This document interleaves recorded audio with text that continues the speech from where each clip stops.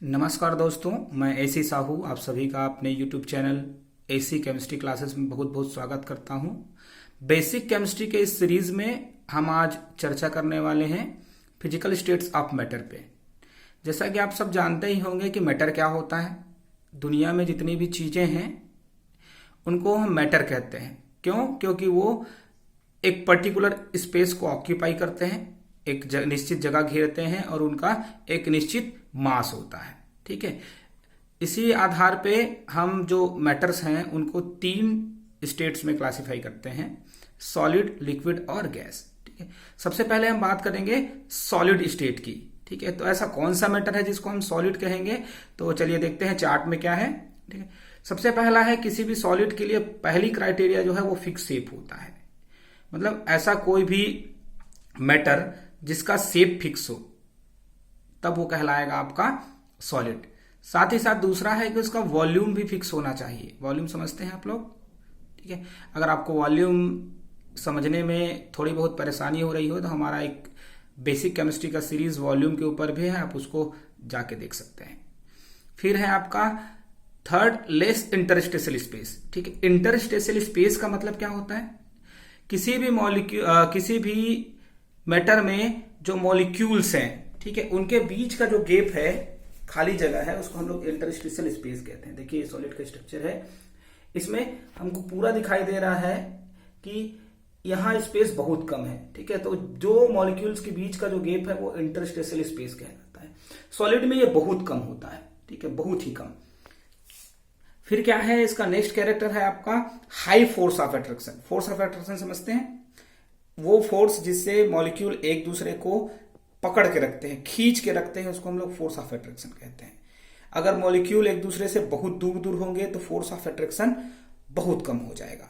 तो force of attraction जो होता है मॉलिक्यूल के डिस्टेंस के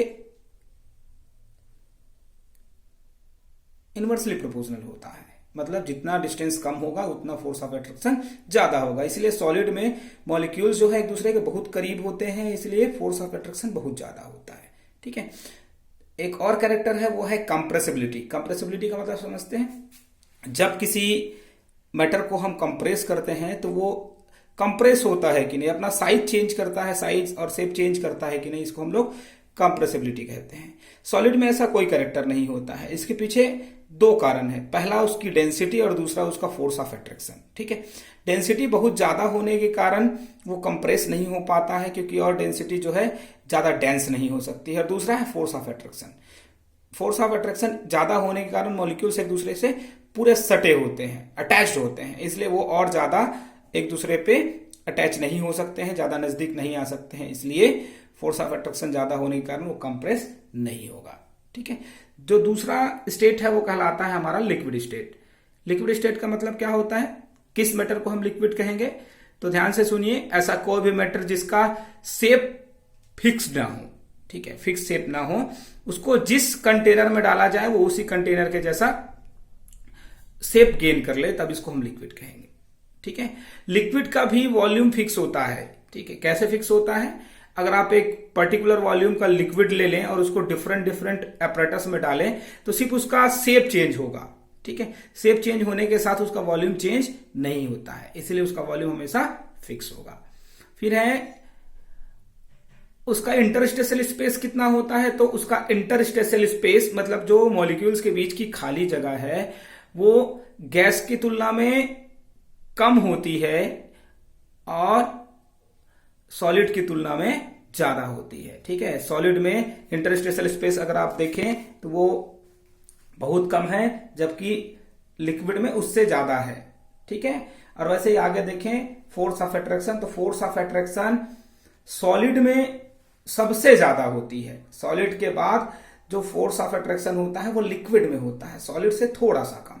ठीक है, फोर्स ऑफ अट्रैक्शन समझ रहे हैं? मॉलिक्यूल्स के बीच में एक दूसरे को पकड़ के अटैच, खींचने की जो ताकत होती है वो फोर्स ऑफ अट्रैक्शन कहलाता है। ठीक है, तो फोर्स ऑफ अट्रैक्शन सबसे ज्यादा किस में होगा? तो सबसे ज्यादा होगा सॉलिड में, उसके बाद होगा लिक्विड में। ठीक है, फिर है कंप्रेसिबिलिटी। ठीक है, तो याद रखिए लिक्विड भी नॉन कंप्रेसिबल है, उसको हम कंप्रेस नहीं कर सकते हैं, उसको हम दबा नहीं सकते हैं। ठीक है, इसका एक एग्जांपल आप समझ सकते हैं कि जब सिरिंज जिसका नॉब खुला हो उसमें से जब पानी भर के हम प्रेस करते हैं तो आसानी से वो बाहर निकल जाता है, लेकिन अगर उसी सिरिंज में पानी भर के अगर हम उसका नॉब किसी रबर से टाइट कर दें, बंद कर दें, तो हम उसको कंप्रेस नहीं कर पाते हैं। ठीक है, इसका कारण यही है कि लिक्विड जो है नॉन कंप्रेसिबल है। ठीक है, कुछ कभी कभी या कहीं कहीं इसको सेमी कंप्रेसिबल कहा जाता है, लेकिन ये उचित नहीं है। ठीक है, लिक्विड को हम कंप्रेस नहीं कर सकते हैं। ठीक, आगे आते हैं। हमारा तीसरा स्टेट जो है वो है आपका गैस। ठीक है, गैस में क्या होता है, देखिए कौन सा मैटर गैस कहलाएगा, ऐसा कोई भी मैटर जिसका शेप ही नहीं है। ठीक, गैस जो है उसका कोई परमानेंट शेप नहीं होता है। ठीक, उसका वॉल्यूम भी फिक्स नहीं होता है। वॉल्यूम का मतलब समझते हैं आयतन, आयतन फिक्स नहीं होता है। क्यों नहीं होता है ये समझिए, गैस में उसके मॉलिक्यूल्स बहुत दूर दूर होते हैं। ठीक है, इसलिए जैसे ही उसको जगह मिलती है वो पूरी तरीके से फैल जाती है। फैलने के कारण उसका कोई भी वॉल्यूम नहीं होता है। सपोज करते हैं 100 ml का कोई गैस किसी सिलेंडर में है तो उसका वॉल्यूम 100 ml हो गया, लेकिन जब उसी गैस को हम रिलीज करेंगे एटमॉस्फेयर में तो वो जितनी दूर तक फैलेगा उसका वॉल्यूम उतना हो जाएगा, मतलब वो जो है एयर के वॉल्यूम को गेन कर लेगा। ठीक है, फिर है इंटरस्टेशियल स्पेस, मतलब के मॉलिक्यूल्स के बीच की जो खाली जगह है वो गैस में सबसे ज्यादा होती है। देखिए, ठीक है, गैस में सबसे ज्यादा होती है। ठीक है, और इसी इंटरस्टेशियल स्पेस के ज्यादा होने के कारण जो फोर्स ऑफ अट्रैक्शन है वो सबसे कम हो जाता है। ठीक है, और इन्हीं दो कारणों से जो हमारा आखिरी कैरेक्टर है जिसको हम लोग कंप्रेसिबिलिटी कहते हैं वो सबसे ज्यादा हो जाता है। फोर्स ऑफ अट्रैक्शन कम होना और इंटरस्टेशियल स्पेस का बहुत ज्यादा होना इसको कंप्रेसिबल बनाता है, इसकी कंप्रेसिबिलिटी को बढ़ाता है। ठीक है, चलिए एक बार हम चार्ट को देख के कंपैरेटिव स्टडी कर लेते हैं कि किसमें क्या होता है और क्या नहीं। ठीक है, चलिए देखिए सॉलिड, लिक्विड और गैस मैंने एक साथ लिखा है। सॉलिड का फिक्स शेप होता है, लिक्विड का शेप तो होता है लेकिन वो फिक्स नहीं होता है। ठीक है, याद रखेंगे, लिक्विड का भी शेप होगा लेकिन वो फिक्स नहीं होगा। गैस में कोई शेप ही नहीं होता है। ठीक है, अगर उसको एटमॉस्फेयर में हम रिलीज कर दें तो वो पूरी तरीके से घुल जाता है एयर में। फिर है आपका सेकेंड वॉल्यूम। ठीक है, तो वॉल्यूम याद रखिए, सॉलिड और लिक्विड का वॉल्यूम हमेशा फिक्स होगा, लेकिन गैस का वॉल्यूम कभी भी फिक्स नहीं होता है। फिर है इंटरस्टेशियल स्पेस, मॉलिक्यूल्स के बीच में जो खाली जगह है उसको हम लोग इंटरस्टेशियल स्पेस कहते हैं। इंटरस्टेशियल स्पेस सॉलिड में सबसे कम होता है क्योंकि उसके मॉलिक्यूल एक दूसरे के नजदीक नजदीक होते हैं, और लिक्विड में इंटरस्टेशियल स्पेस जो है वो सॉलिड की तुलना में थोड़ा सा ज्यादा होता है क्योंकि मॉलिक्यूल थोड़े दूर दूर होते हैं। और गैस में इंटरस्टेशियल स्पेस सबसे ज्यादा होता है। सबसे ज्यादा क्यों होता है, इसके पीछे का एक कारण है कि इसके मॉलिक्यूल एक दूसरे से बहुत दूरी पे होते हैं, तो बहुत दूर होने के कारण बीच में खाली जगह बन जाती है। ठीक है, फिर है फोर्स ऑफ अट्रैक्शन, सॉलिड में मॉलिक्यूल एक दूसरे के बहुत नजदीक होते हैं, बहुत नजदीक होने के कारण उसका फोर्स ऑफ अट्रैक्शन जो है एक दूसरे को अपनी तरफ खींचने की जो ताकत है वो सबसे ज्यादा होती है। लेकिन लिक्विड में क्या होता है, लिक्विड्स में थोड़ी दूरी होने के कारण, ठीक है, दो मॉलिक्यूल्स के बीच में थोड़ा डिस्टेंस होने के कारण उसका जो फोर्स ऑफ अट्रैक्शन है वो सॉलिड की तुलना में कम होता है। ठीक है, वैसे ही गैस में देखें तो गैस में हमको पता है कि उसके मॉलिक्यूल एक दूसरे के बहुत दूर दूर होते हैं, एक दूसरे से बहुत दूर दूर होने के कारण उसमें फोर्स ऑफ अट्रैक्शन बहुत कम होता है। ठीक है, फिर आखिरी जो कैरेक्टर है वह कंप्रेसिबिलिटी है। कंप्रेसिबिलिटी मतलब उसको कंप्रेस करना, ठीक है, दबाना, संपीड़न कहते हैं हिंदी में। ठीक है, तो जिसके मॉलिक्यूल बहुत नजदीक नजदीक हैं, मतलब जिसमें बहुत ज्यादा अट्रैक्शन है, उसको हम और ज्यादा दबा नहीं सकते, उसकी डेंसिटी को बढ़ा नहीं सकते, इसलिए सॉलिड में कंप्रेसिबिलिटी होती ही नहीं है। ठीक है, लिक्विड की बात करें तो लिक्विड में भी कंप्रेसिबिलिटी नहीं होती है। ठीक है, लिक्विड के मॉलिक्यूल्स एक दूसरे के